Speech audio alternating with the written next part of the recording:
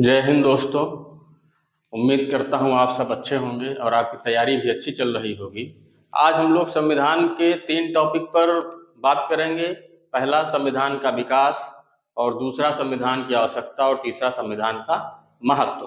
ठीक, तो संविधान का विकास जानने से पहले जो है हमें 2 मूल बातें समझनी चाहिए, और वो ये है कि संविधान अपने मूल पाठ में जो है, संविधान अपने मूल पाठ में लिखित मात्र एक जड़ दस्तावेज नहीं होता है, अपितु संविधान में निरंतर विकास और पल्लवन होता रहता है।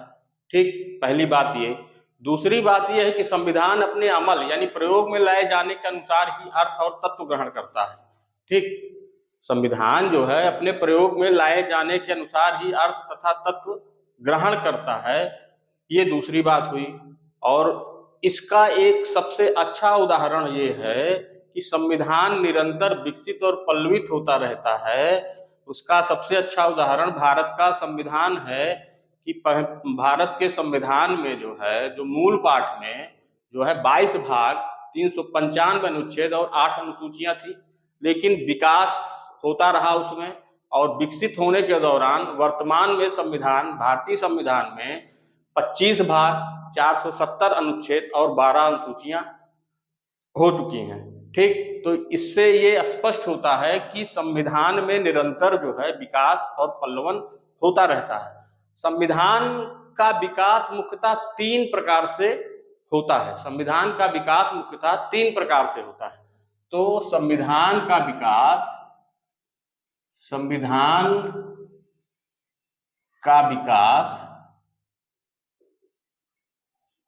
मुख्यतः 3 प्रकार से होता है। ठीक, संविधान का विकास मुख्यतः 3 प्रकार से होता है। पहला है न्यायालय द्वारा संविधान का निर्वचन।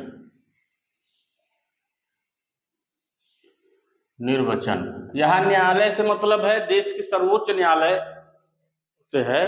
ठीक, जब देश का सर्वोच्च न्यायालय संविधान का निर्वचन करता है तो भी संविधान का विकास होता है। यानी कि न्यायालय द्वारा संविधान का निर्वचन किस प्रकार किया जाता है और उससे किस प्रकार की परिपाटी तथा प्रथाओं का जन्म होता है का भी संविधान के विकास में योगदान होता है। ठीक, यूएसए में यानी कि संयुक्त राज्य अमेरिका में ये माना जाता है कि संविधान वही है जो न्यायाधीश कहते हैं। ठीक, संविधान वही है जो न्यायाधीश कहते हैं। भारतीय संविधान में इसके उदाहरण अनुच्छेद 21 में तमाम देखे जा सकते हैं। एक एग्जाम्पल के तौर पे अगर आप देखें तो यात्रा करने का अधिकार, ठीक, जो शामिल हुआ मूल अधिकार के रूप में संविधान में, भारतीय संविधान में, वो न्यायालय के निर्वचन के द्वारा ही शामिल हुआ था। ठीक, तो पहला हो गया कि न्यायालय द्वारा जो है संविधान का निर्वचन करने पर संविधान का विकास होता है। दूसरा है संविधान संशोधन द्वारा, दूसरा है संविधान में संशोधन द्वारा, दूसरा है संविधान में संशोधन द्वारा। यानी संविधान में जो निरंतर विकास और पल्लवन होता है उसका दूसरा कारण है संविधान संशोधन। ठीक, भारतीय संविधान में भाग 20 में अनुच्छेद 368 के तहत संविधान संशोधन की प्रक्रिया दी गई है, जिसके तहत संविधान में संशोधन होता है। ठीक, तो कुल मिला के संविधान संशोधन प्रक्रिया के द्वारा भी संविधान का निरंतर विकास होता है। इसका एक छोटा सा एग्जाम्पल है भारतीय संविधान में अनुच्छेद 21 का, ठीक, जिसे 86वें संविधान संशोधन द्वारा 2002 में जोड़ा गया। और ये क्या था?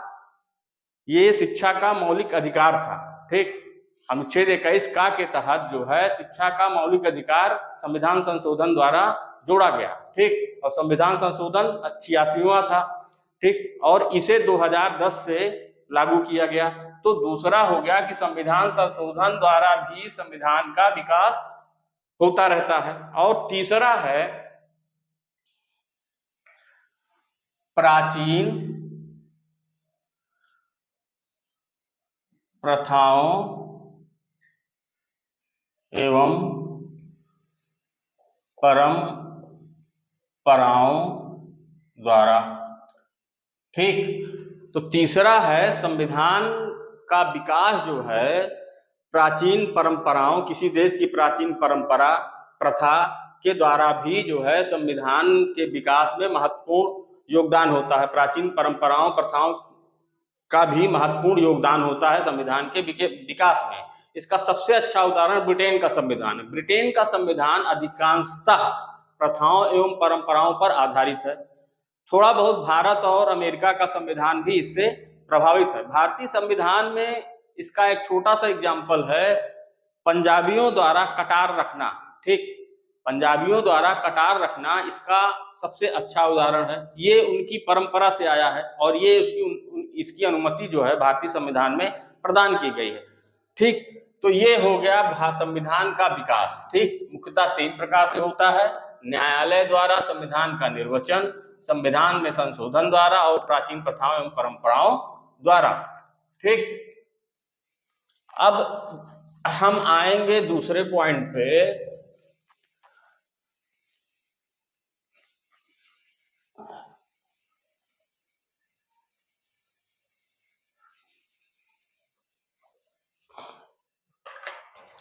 दूसरा पॉइंट है हमारा संविधान की आवश्यकता क्यों होती है। दूसरा पॉइंट है संविधान की आवश्यकता क्यों।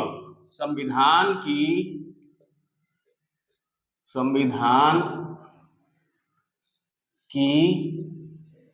आवश्यकता क्यों है। ठीक, संविधान की आवश्यकता क्यों है। Necessity of constitution, necessity of constitution, necessity of constitution.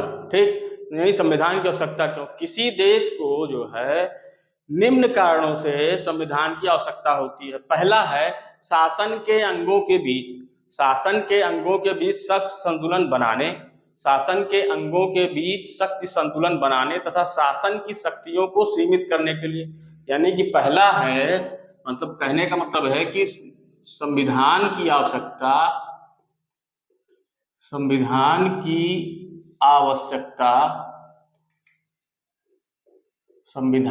आवश्यकता निम्न कारणों से होती है। पहला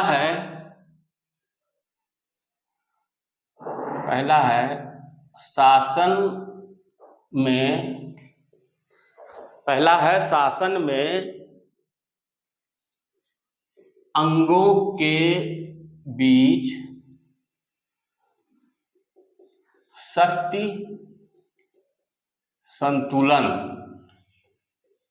तथा उनकी शक्तियों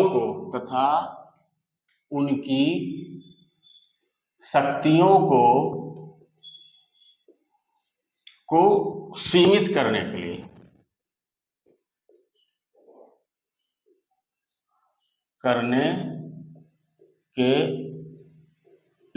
ठीक, यानी कि संविधान की आवश्यकता का पहला कारण है शासन में अंगों के बीच शक्ति संतुलन, शासन के अंगों के बीच शक्ति संतुलन बनाए रखना तथा शासन की शक्तियों को सीमित करने के लिए। दूसरा है व्यक्तियों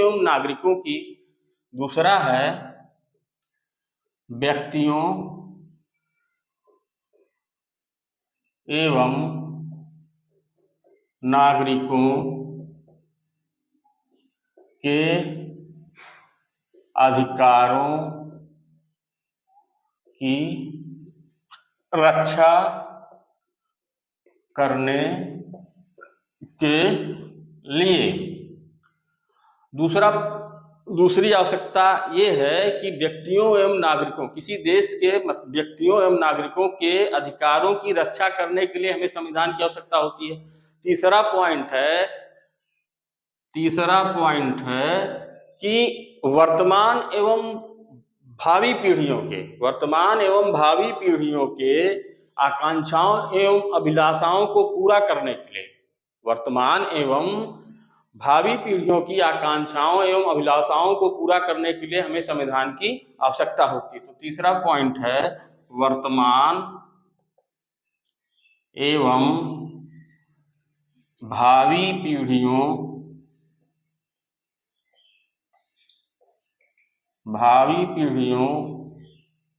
की आवश्यकताओं एवं आकांक्षाओं को पूरा करने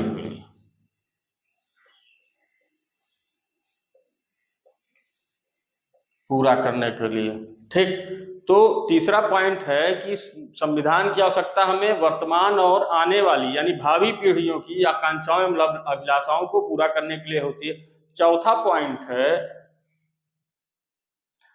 राजतंत्र एवं कुलीन तंत्र के दोषों को दूर करने के लिए हमें संविधान की आवश्यकता होती है। यानी हमने जाना कि संविधान की आवश्यकता क्यों होती है। इसके 4 मुख्य कारण हैं, ठीक। शासन के अंगों के बीच शक्ति संतुलन बनाए रखना तथा शासन की शक्तियों को सीमित करने के लिए। और दूसरा पॉइंट है व्यक्तियों एवं नागरिकों के अधिकारों की रक्षा करने के लिए हमें संविधान की आवश्यकता होती है। और तीसरा पॉइंट है वर्तमान एवं भावी पीढ़ियों की आवश्यकताओं एवं आकांक्षाओं को पूरा करने के लिए। और चौथा पॉइंट है राजतंत्र एवं कुलीन तंत्र के दोषों को दूर करने के लिए हमें संविधान की आवश्यकता होती है, ठीक। अब हम देखेंगे संविधान का महत्व।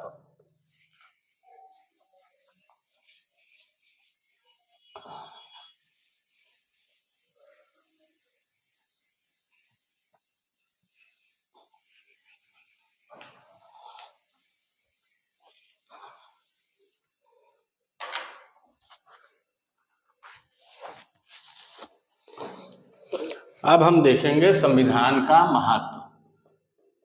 संविधान का महत्व, इम्पोर्टेंस ऑफ कॉन्स्टिट्यूशन, संविधान का महत्व। तो सहज ही मतलब ये प्रश्न है कि संविधान का क्या महत्व होता है, ठीक। तो किसी देश की सरकार, ठीक, जो है किसी देश की सरकार कैसे बनेगी और उसमें निर्णय लेने की शक्ति, किसी देश की सरकार कैसे बनेगी और उसमें निर्णय लेने की शक्ति किसके पास होगी, इसका निर्धारण जो है मुख्यतः संविधान के द्वारा ही होता है। इसका निर्धारण मुख्यतः संविधान के द्वारा होता है। और दूसरी चीज ये है कि सामाजिक ढांचा, ठीक। पहला पॉइंट है कि किसी देश की सरकार किस प्रकार बनेगी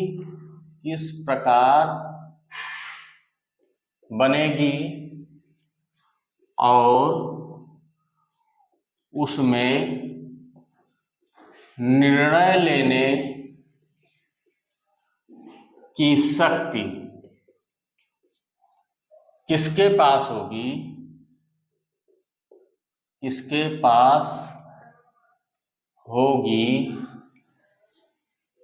इसको संविधान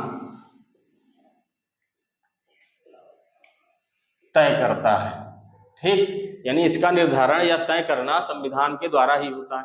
दूसरा पॉइंट है सामाजिक ढांचे में, किसी देश के सामाजिक ढांचे में समन्वय तथा विश्वास को बनाए रखने के लिए, ठीक। संविधान किसी देश के सामाजिक ढांचे में समन्वय तथा विश्वास को बनाए रखने के लिए संविधान कुछ मूलभूत नियम उपलब्ध कराता है। ठीक, यानी कि दूसरा पॉइंट है कि किसी देश के सामाजिक ढांचे में समन्वय तथा विश्वास को बनाए रखने के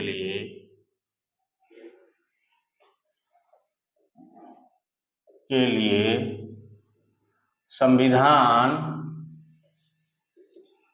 संविधान कुछ मूलभूत या आधारभूत नियम उपलब्ध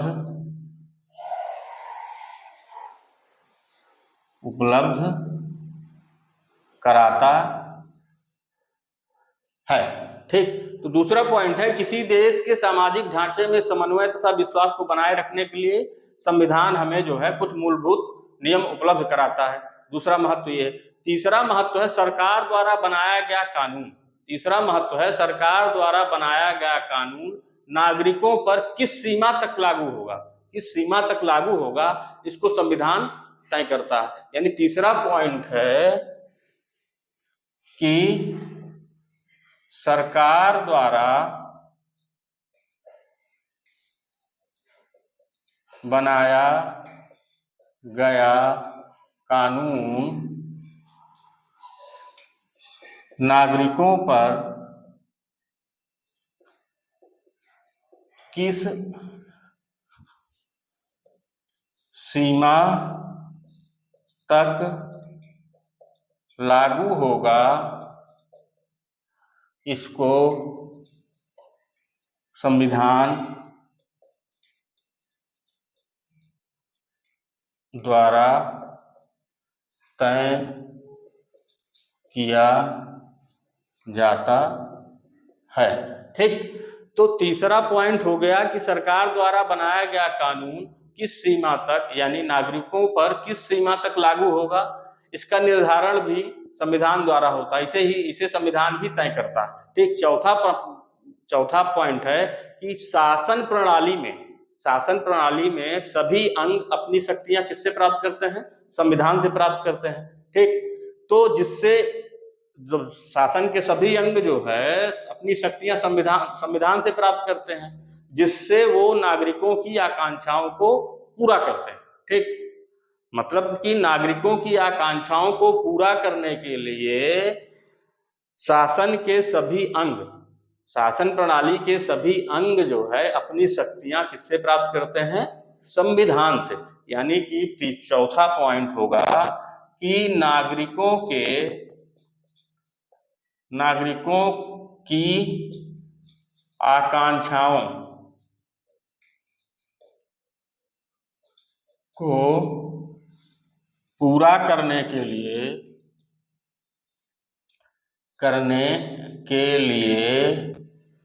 नागरिकों की आकांक्षाओं को पूरा करने के लिए शासन प्रणाली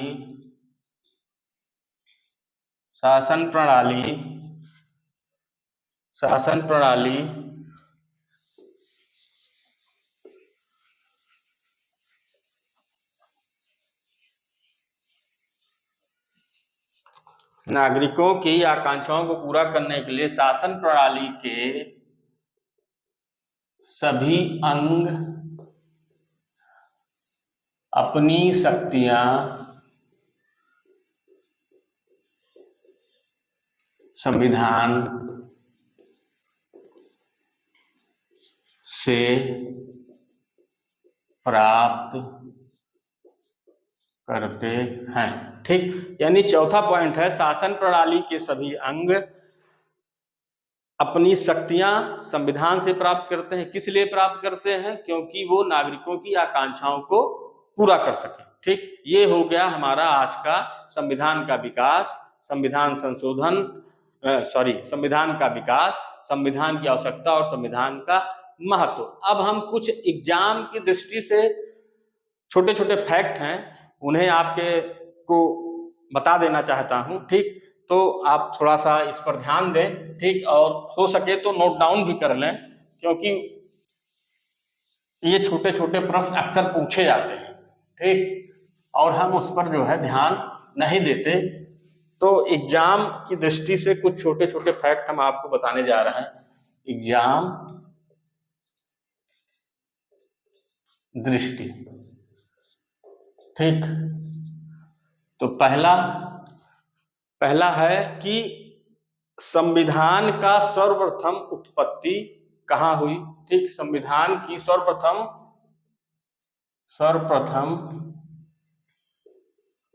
संविधान की उत्पत्ति कहाँ हुई, तो इसका उत्तर है इंग्लैंड में। ठीक, दूसरा है ब्रिटिश संविधान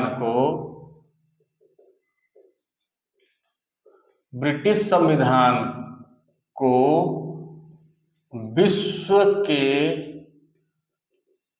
सभी संविधानों की मां कहा जाता है। ठीक, और तीसरा पॉइंट है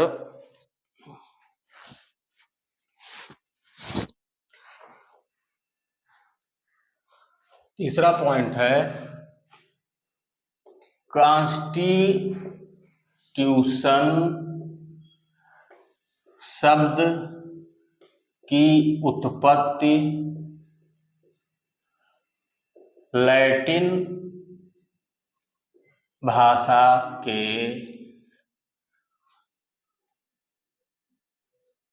कॉन्स्टिट्यूट शब्द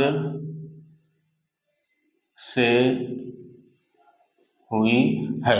यानी कि कॉन्स्टिट्यूशन शब्द की उत्पत्ति लैटिन भाषा के कॉन्स्टिट्यूट शब्द से हुई है। चौथा पॉइंट है विश्व में सर्वप्रथम संसद का जन्म ब्रिटेन में हुआ।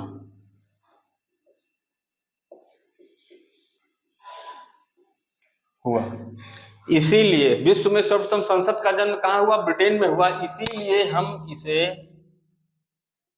इसीलिए ब्रिटिश संसद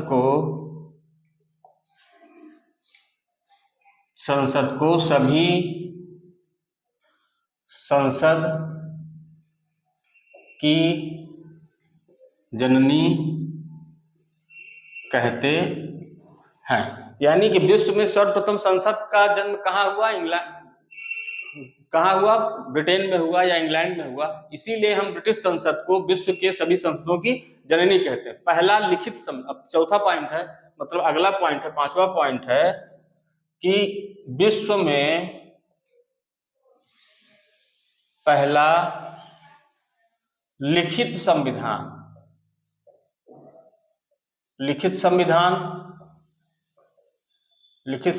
किसका है, इसका उत्तर है अमेरिका। ठीक, यानी अमेरिका का संविधान विश्व का पहला लिखित संविधान है। अमेरिका का संविधान विश्व का पहला लिखित संविधान है। ठीक,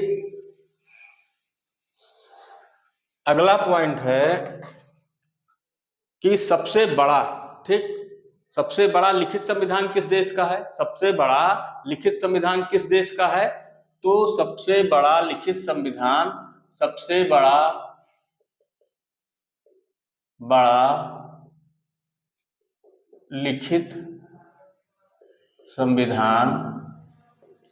किसका है, भारत का।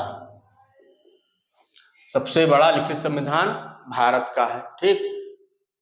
और सबसे बड़ा लोकतांत्रिक देश भी भारत है। सबसे बड़ा लिखित संविधान के साथ साथ जो है भारत सबसे बड़ा लोकतांत्रिक देश भी है। भारत सबसे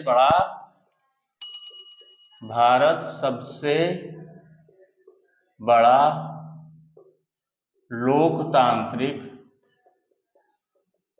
लोकतांत्रिक देश है, जबकि अमेरिका सबसे शक्तिशाली लोकतांत्रिक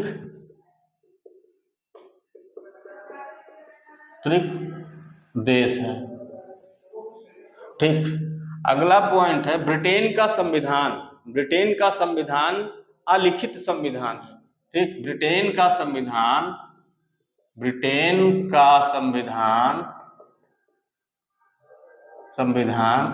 अलिखित संविधान है, ठीक। तो ब्रिटेन का संविधान क्या है? अलिखित है, ठीक। अब देखिए कितने आश्चर्य की बात है कि लिखित संविधान की अवधारणा सबसे पहले ब्रिटेन में ही आई, ठीक।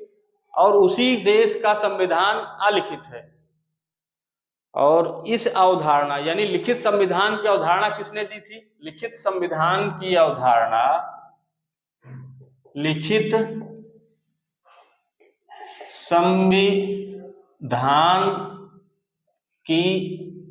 अवधारणा किसने दी थी, ठीक। लिखित संविधान की अवधारणा सबसे पहले ब्रिटिश संसद के सदस्य हेनरी मैन ने दिया था, ठीक। लिखित संविधान की अवधारणा किसने दी थी? हेनरी मैन ने, ठीक। पर दुर्भाग्यवश ब्रिटिश का संविधान जो है, ब्रिटिशों का संविधान, ब्रिटेन का संविधान अलिखित है, ठीक। लेकिन इसी को जो है अमेरिका ने अपनाकर दुनिया का पहला लिखित संविधान बनाया, ठीक। पहला मौलिक संविधान जो है कौन सा है? पहला मौलिक संविधान किसका है? तो वो है अमेरिका का। पहला मौलिक संविधान किसका है? अमेरिका का है। पहला मौलिक संविधान अमेरिका का है। और अमेरिका के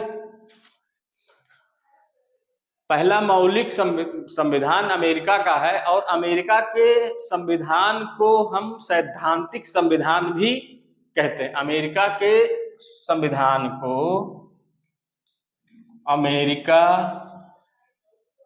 के संविधान को हम सैद्धांतिक संविधान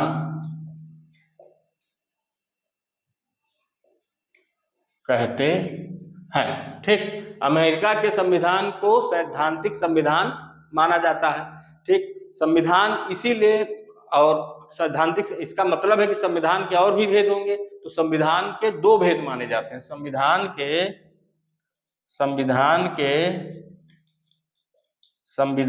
के दो भेद हैं।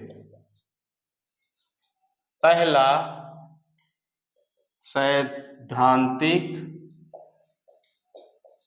सैद्धांतिक और दूसरा व्यवहारिक, ठीक। दूसरा व्यवहारिक, यानी संविधान के दो मूल भेद हैं। पहला सैद्धांतिक और दूसरा व्यवहारिक। और इसी के तहत हम देखते हैं कि भारत का संविधान किस प्रकार का है, सैद्धांतिक या व्यवहारिक। तो भारत का संविधान व्यवहारिक संविधान है। भारत का संविधान एक व्यवहारिक संविधान है। ठीक, भारत का संविधान एक व्यवहारिक संविधान है।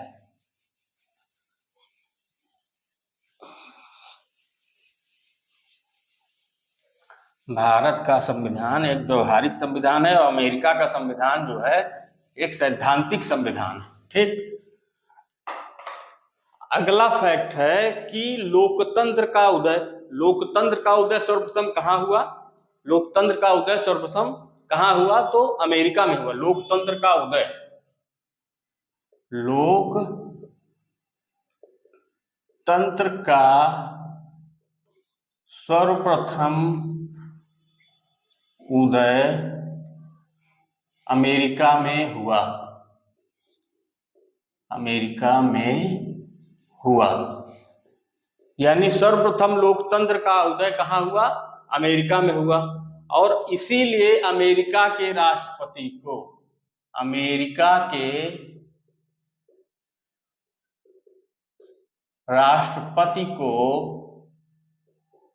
विश्व का प्रथम नागरिक माना जाता है। यानी कि लोकतंत्र का उदय सर्वप्रथम कहाँ हुआ? अमेरिका में हुआ। इसीलिए अमेरिका के राष्ट्रपति को विश्व का प्रथम नागरिक माना जाता है। ठीक, भारत का संविधान व्यवहारिक है। अभी हमने बताया कि भारत का संविधान व्यवहारिक है, इसीलिए भारत का संविधान समय और परिस्थितियों के अनुसार बदल जाता है। दूसरा पॉइंट है कि भारत का संविधान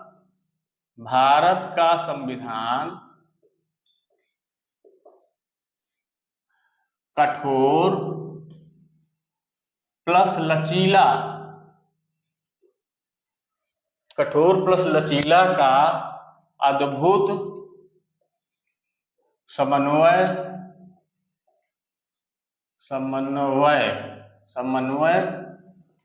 समन्वय है। ठीक, यानी भारत का संविधान कठोर भी है और लचीला भी है, यानी दोनों चीजें भारत के संविधान में पाई जाती हैं। कठोर और लचीला का निर्धारण किस आधार पर किया जाता है? ये संविधान संशोधन के आधार पर संविधान के कठोर और लचीले होने का निर्धारण किया जाता है। तो भारत का संविधान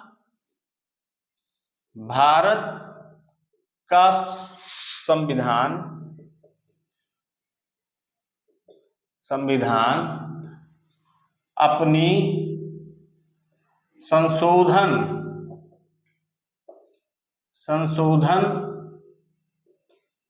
प्रक्रिया के कारण कठोर और लचीला दोनों माना जाता है। ठीक, भारत का संविधान संशोधन प्रक्रिया के कारण जो है, अपनी संशोधन प्रक्रिया के कारण ही जो है कठोर और लचीला माना जाता है। जबकि अमेरिका का संविधान एक कठोर संविधान माना जाता है। अमेरिका का संविधान सबसे कठोर संविधान माना जाता है। अमेरिका का संविधान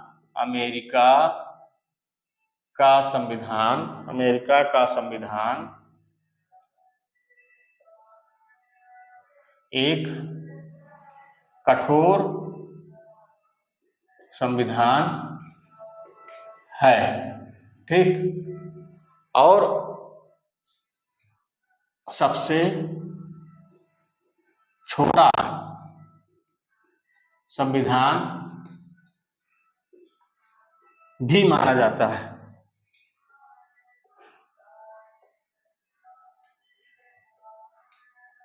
सबसे छोटा संविधान भी माना जाता है। अब भारत का संविधान दो देशों से सबसे ज्यादा प्रभावित हुआ है। भारत का संविधान दो देशों से सबसे ज्यादा प्रभावित हुआ है। भारत का संविधान दो देशों से सबसे ज्यादा प्रभावित हुआ है। कौन कौन से हैं? ब्रिटेन और अमेरिका। भारत का संविधान दो देशों से सबसे ज्यादा प्रभावित हुआ है। भारत का संविधान दो देशों से सबसे ज्यादा प्रभावित हुआ है। पहला ब्रिटेन और दूसरा अमेरिका।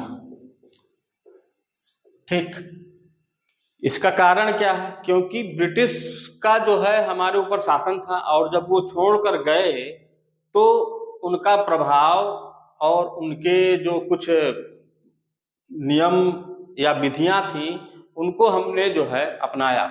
ठीक, इसलिए ब्रिटेन का प्रभाव हमारे ऊपर ज्यादा है, और अमेरिका का हमारे भारतीय संविधान पर प्रभाव इसलिए ज्यादा है क्योंकि वो दुनिया का पहला लोकतांत्रिक देश था और पहला लिखित संविधान बनाने वाला देश था। इसलिए अमेरिका के संविधान से हम प्रभावित हुए। ठीक, और तीसरा अगला पॉइंट है, भारत जो है भारतीय संविधान को आइवर जेनिंग्स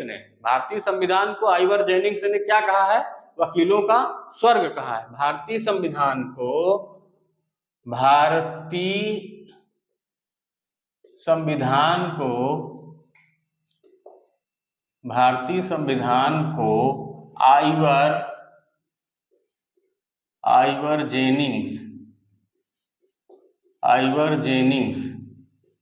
आइवर जेनिंग्स ने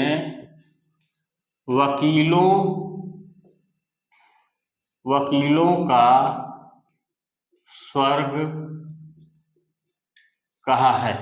आइवर जेनिंग्स ने भारतीय संविधान को क्या कहा है? वकीलों का स्वर्ग कहा है। ठीक, अब अगला पॉइंट है कि भारतीय संविधान यानी भारतीय संसद। ठीक, अगला पॉइंट है कि भारतीय संविधान को आइवर जेनिंग्स ने क्या कहा था? वकीलों को स्वर्ग कहा था। अगला पॉइंट है कि भारत की राजनीतिक व्यवस्था। ठीक, भारत की राजनीतिक व्यवस्था में संप्रभुता किसमें निहित है? भारत की राजनीतिक व्यवस्था में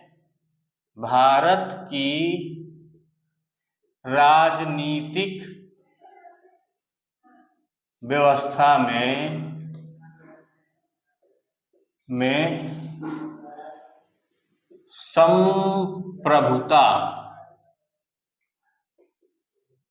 किसमें निहित है? तो इसका उत्तर है संविधान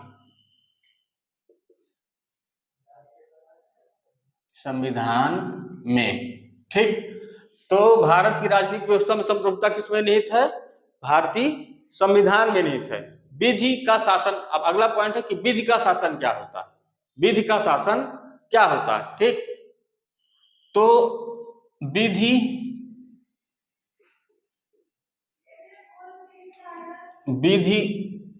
का शासन किसे कहते हैं? तो विधि का शासन हम सामान्य कानून को हम विधि का शासन कहते हैं। विधि का शासन कहते हैं। सामान्य कानून को हम विधि का शासन कहते हैं।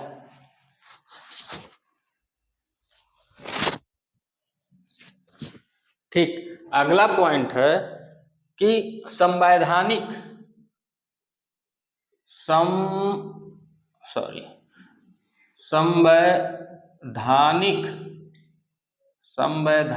कानून किसे कहते हैं? ठीक, तो जो कानून विधायिका,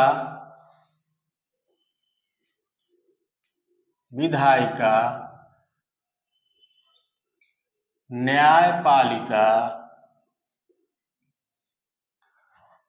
और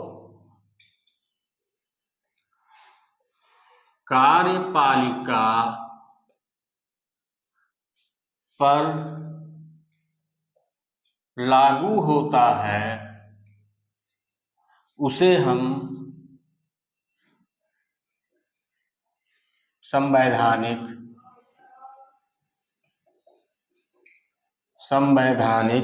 कानून कहते हैं। और यह संविधान में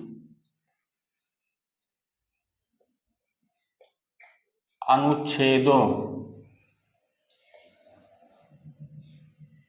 के रूप में लिखा होता है। ठीक, तो ये हो गया विधिक संवैधानिक कानून। संवैधानिक कानून क्या है? संवैधानिक कानून जो विधायिका, न्यायपालिका और कार्यपालिका पर लागू होता है, ठीक, उसे हम क्या कहते हैं? संवैधानिक कानून कहते हैं। और यह संविधान में अनुच्छेदों के रूप में लिखा होता है। ठीक, और सामान्य कानून, अभी मैंने बताया था कि सामान्य कानून, विधि का शासन किसे कहते हैं? सामान्य कानून को कहते हैं। तो सामान्य कानून किस पर लागू होता है? तो सामान्य कानून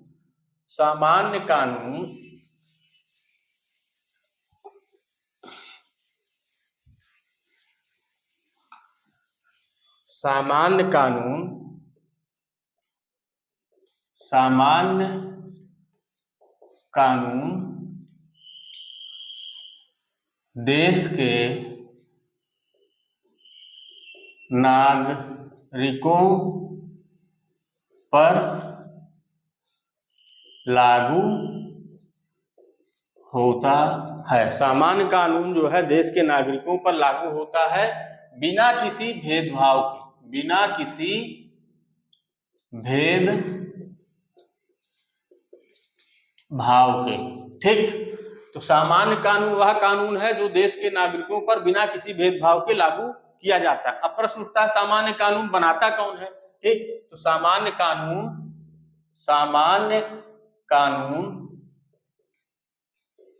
बनाता कौन है? सामान्य कानून बनाता कौन है? तो सामान्य कानून देश की संसद द्वारा बनाया जाता है। सामान्य कानून देश की संसद द्वारा बनाया जाता है। ठीक, सामान्य कानून देश की संसद द्वारा बनाया जाता है। ठीक, इस प्रकार आज हमने संविधान का विकास, संविधान की आवश्यकता और संविधान का महत्व के बारे में जानकारी प्राप्त की, और कुछ एग्जाम की दृष्टि से जो महत्वपूर्ण फैक्ट थे उसके बारे में भी हमने जो है जानकारी प्राप्त की।